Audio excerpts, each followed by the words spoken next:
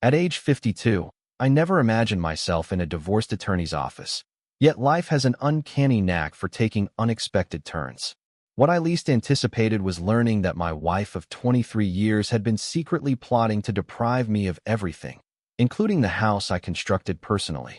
Veronica and I crossed paths in college. She was studying interior design while I was pursuing a contractor's license. Our pairing seemed almost too ideal. She had the vision. I had the practical skills to bring her ideas to life. Upon purchasing our initial plot of land in 2003, she sketched our dream home on napkins as I calculated the expenses for load-bearing walls and foundations. The house took 3 years to construct, with most of the work done by me, hiring specialists only for electrical and plumbing needs. Veronica selected every fixture, every paint color, every trim piece, and even what we'd eat for lunch on the construction site, where we'd often discuss which room would someday serve as a nursery. Our children never arrived. Following numerous attempts and heartbreaking miscarriages, we ceased discussions about having children. Occasionally, our house felt excessively spacious, yet it was ours. Each piece of woodwork, every nail, every late night spent tiling the bathroom, all belonged to us, or so I believed. Troubles arose approximately 2 decades into our marriage. Veronica grew distant and critical. She contended that I was overly engrossed in my construction business, neglecting our relationship in favor of it. Upon returning home caked in sawdust, she would wrinkle her nose as if I offended her.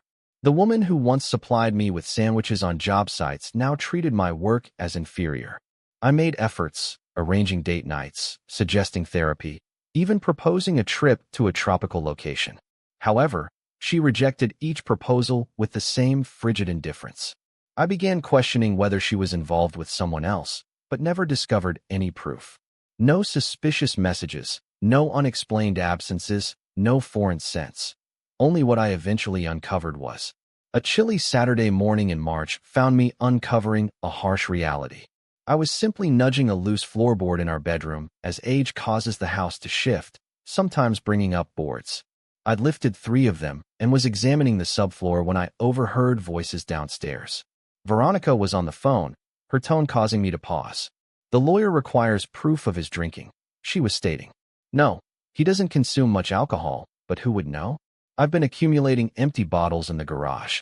My blood ran cold, my breath held, as I listened. "The house is what matters most," she persisted. "There's nothing else we can divide, but I want that house. I've invested 23 years into that property. I deserve it considering all I've endured, and what we both have endured.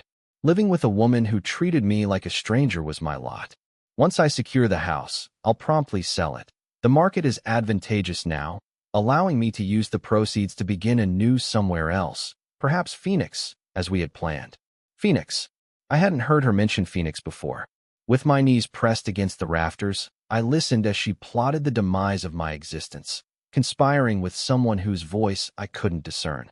The call lasted for around 10 minutes. She spoke of concealing assets, accused me of emotional abuse, and discussed her lawyer's belief that she could secure alimony for at least 5 years. After the call ended, I remained silent for another 20 minutes, trying to grasp what I'd just overheard. The woman who shared my home, the one who suffered 3 miscarriages with me, the woman I still cherished despite it all, was preparing to tear me apart in a divorce court using false accusations. It was then that I made a decision that would alter everything. In the afternoon, I visited an electronics store and bought a compact digital recorder.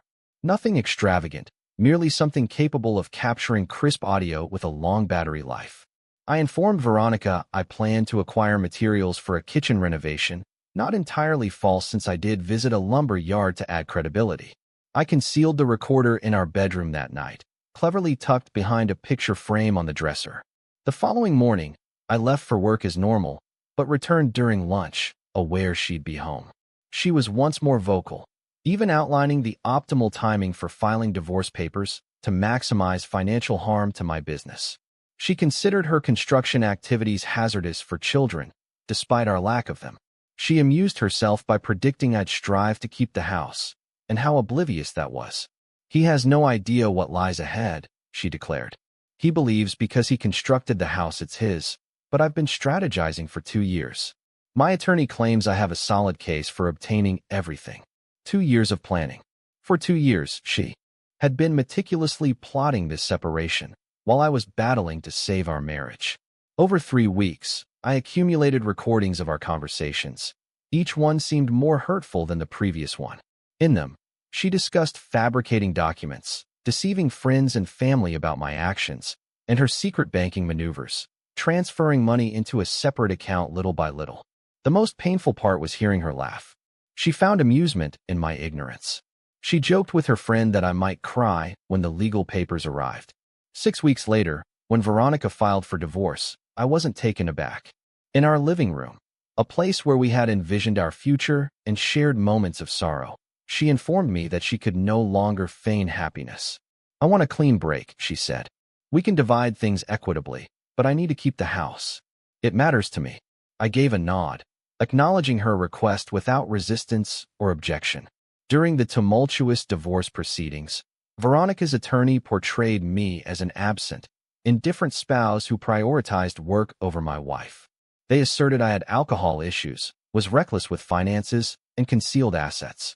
Each accusation felt like a stab, not because they were truthful, but because they originated from someone who had vowed to stand by me through thick and thin.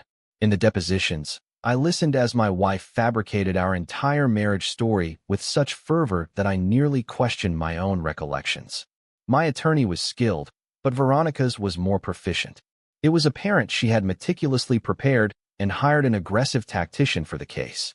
In the face of extensive evidence, photographs of empty beer bottles, testimonies from friends noting my distant demeanor at social events, a report alleging verbal abuse during an argument that didn't occur, the preliminary hearing unfolded as Veronica had anticipated. The judge granted her temporary residency in our shared house and ordered me to provide temporary alimony. At this point, I was residing in a studio apartment above my office, consuming takeout meals while questioning how 23 years of marriage could have culminated in this situation. My attorney advised us to prepare for the worst. "She'll get the house," he warned me. "Her legal team is well prepared, and she presents as the sympathetic spouse.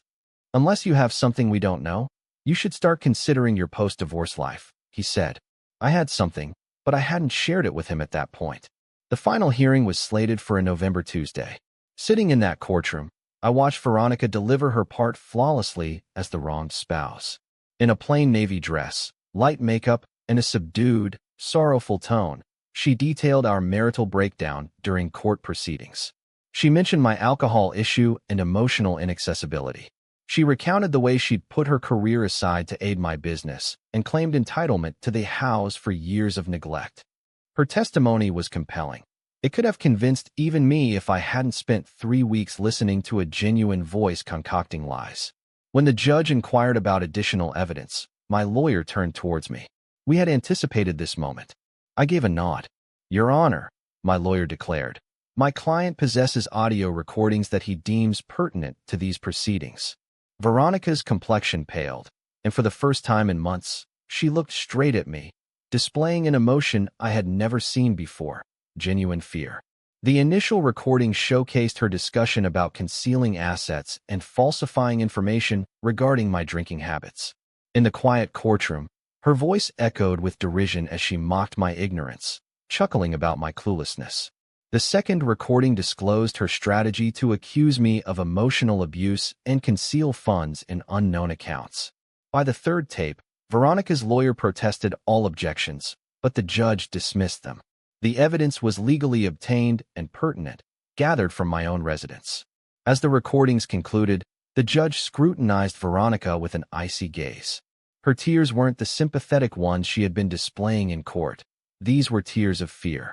"Mrs. Patterson," the judge questioned, "do you have any response for what we've just listened to?"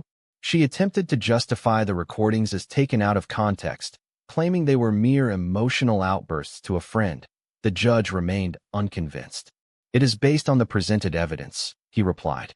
"It's evident that the petitioner has perpetrated a fraud on this court. Consequently, I am denying her claim to the marital home and granting the respondent complete ownership of all joint assets as retribution for the deceit." This realization left Veronica reeling in her chair.